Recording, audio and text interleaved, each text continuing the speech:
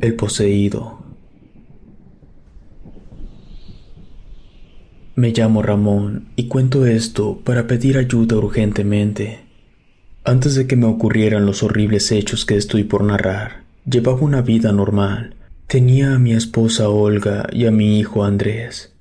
Me encantaría volverlos a ver, pero tengo miedo de lo que pueda sucederles.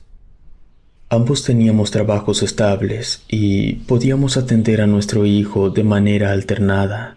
Parecía que el cielo nos había bendecido con buena fortuna, hasta que un fin de semana salimos a pasear a un bosque cerca de Iztaccíhuatl.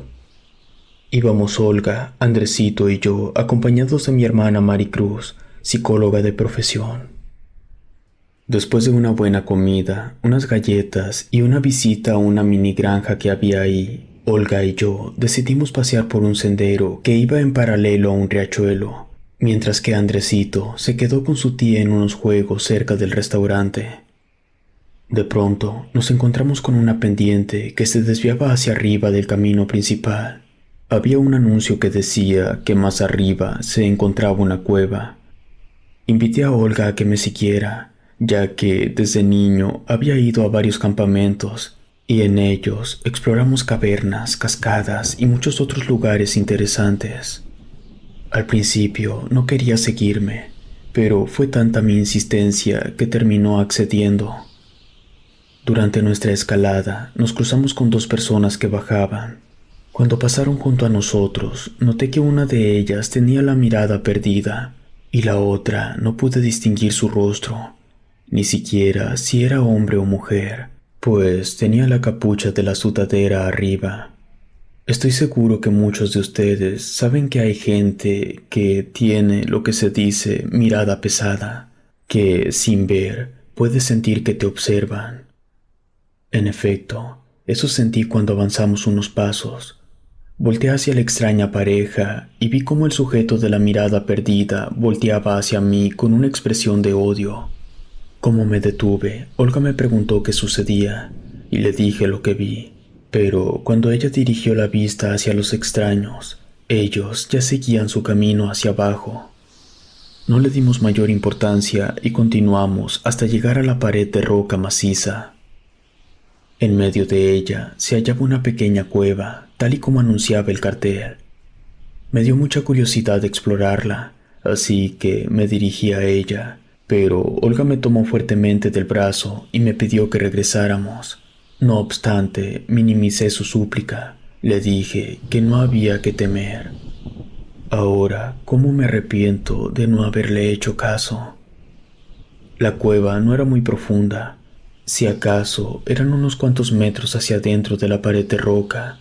Lo que sí es que era muy alta. Había suficiente iluminación para ver una extraña figura que parecía ser tallada por la erosión.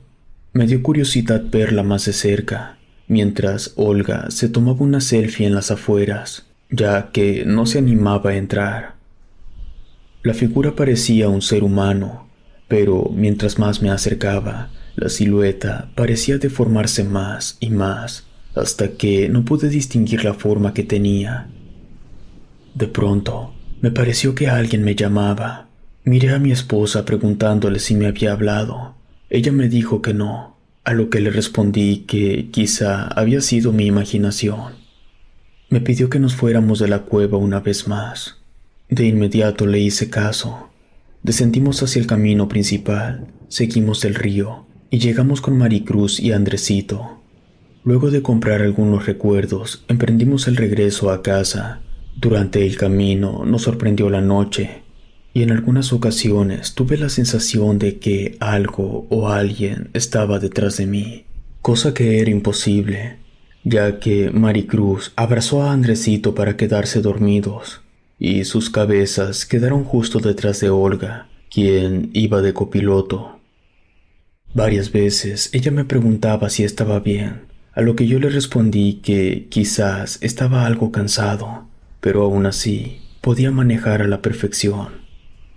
Primero fuimos a dejar a Maricruz a su departamento y después llegamos a nuestro hogar y nos fuimos a dormir. Esa noche tuve una pesadilla. Estaba en la cueva, mirando la extraña silueta como en la tarde de aquel día.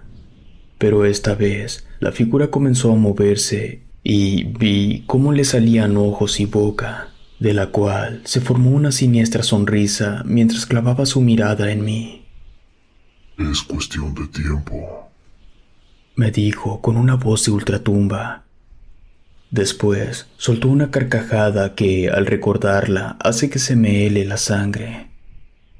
Desperté sobresaltado. Busqué mi celular y noté que eran las 3 de la mañana con 33 minutos, y por la impresión de mi pesadilla ya no pude dormir, así que caminé despacio para no despertar a nadie. Fui a la cocina a calentar agua y a hacerme un té. Desafortunadamente, no fue suficiente para conciliar el sueño, por lo que tuve que ir al trabajo con unas horribles ojeras. Por la noche ya no tuve pesadillas, ni la siguiente, pero el día miércoles amanecí con un dolor de cabeza insoportable. Llamé al trabajo para reportarme enfermo, y Maricruz me fue a ver antes de ir a su consultorio para revisarme.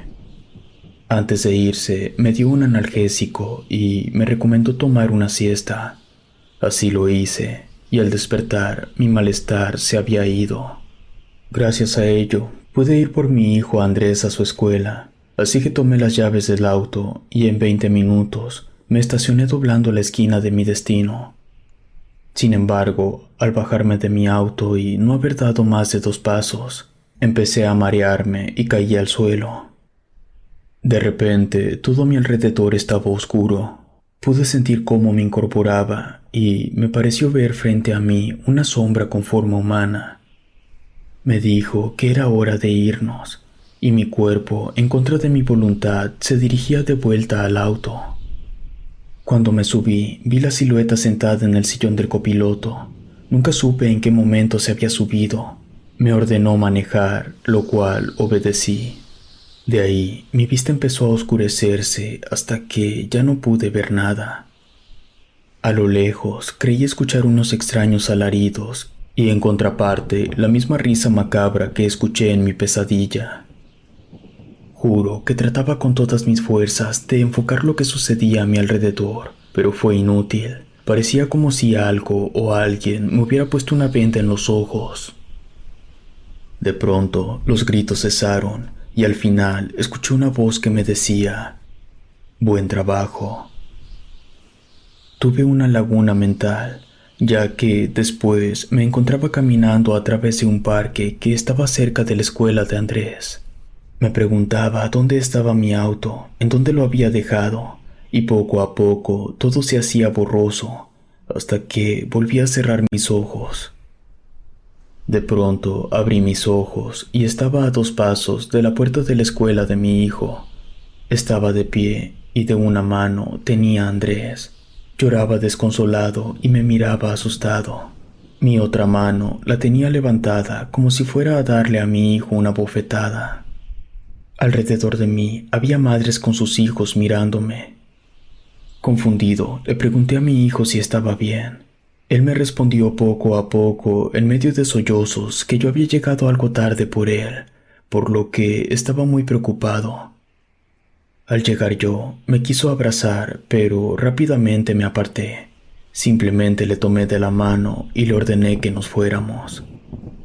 Mientras caminábamos, me decía que tenía mucha hambre, a lo que yo respondí que no molestara, como si estuviera enojado con él. Me insistió 2 veces más, pero la última fue que yo me enojé y le grité que estaba harto de él y que mejor se callara o si no le daría una lección.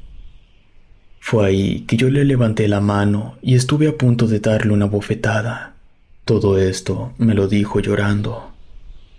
Yo jamás le levantaría la mano a Andrés, y menos porque tenga hambre. Así que, apenado, lo abracé y le pedí perdón. Estaba muy confundido, y le prometí que iríamos a comer a donde él lo pidiera.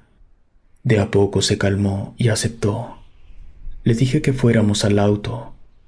Cuando llegamos a donde lo había dejado, no estaba ahí. En esa zona siempre hay una persona que hace de vigilante, y le pregunté si había visto algo. Me quedé sorprendido cuando me dijo que vio a alguien muy parecido a mí echar a andar mi vehículo y se fue de ahí a gran velocidad. En verdad, estaba muy confundido. Le agradecí al vigilante por la información y rápidamente me dirigí a un ministerio público que estaba cerca de allí. Como se hacía tarde y Andresito tenía mucha hambre, llamé a Maricruz para que pudiera recogerlo y le daba las noticias respecto a mi auto. Ella me dijo que estaba ocupada con un paciente en su consultorio, por lo que mejor le avisara a Olga que se saliera del trabajo para recoger al niño. Llegó en unos 40 minutos. Yo solo encogí los hombros ante su mirada incrédula. Ella me preguntó si me había sucedido algo, porque tenía un aspecto terrible. Por la situación con Andresito, había olvidado que me había caído camino a recogerlo, por lo que le dije todo lo que recordaba. Era más que obvio que seguía confundido por todo lo extraño que me había pasado, pero se lo atribuía a mi dolor de cabeza de la mañana, o quizá fue con lo que me quise autoengañar en el momento. Además, no quería preocupar más a Olga. Un par de horas después de que mi esposa y mi hijo se fueron del Ministerio Público, pude al fin rendir mi declaración. Y cuando llegué a la parte en la que mi mente se quedó en blanco, la trabajadora que me atendió dejó de escribir y me miró incrédula. Le dije apenado que era hasta ahí donde podía recordar. Desde luego, la empleada me empezó a decir que esperaba que diera todos los detalles que recordaba, porque si no, sería más difícil que pudieran recuperar mi auto. Después de varios sermones de parte de esa mujer y después del licenciado que me leyó el acta para que quedara constancia, salí ya anoche del lugar. Mientras andaba por la calle, no estoy seguro del por qué, pero sentía que alguien iba detrás de mí. Varias veces volteé para cerciorarme, y salvo una pareja de novios que pasó de largo al lado mío, no había nadie. Esa incómoda sensación me acompañó hasta que llegué a casa. Incluso antes de meter mi llave a la puerta, volteé hacia atrás. Sin hacer ruido, entré en nuestra habitación, donde vi que Olga y Andrés se habían quedado dormidos en nuestra cama. Él abrazaba a su madre con mucho cariño, lo cual me hizo recordar lo que sucedió justo después de que recuperé la conciencia esa tarde.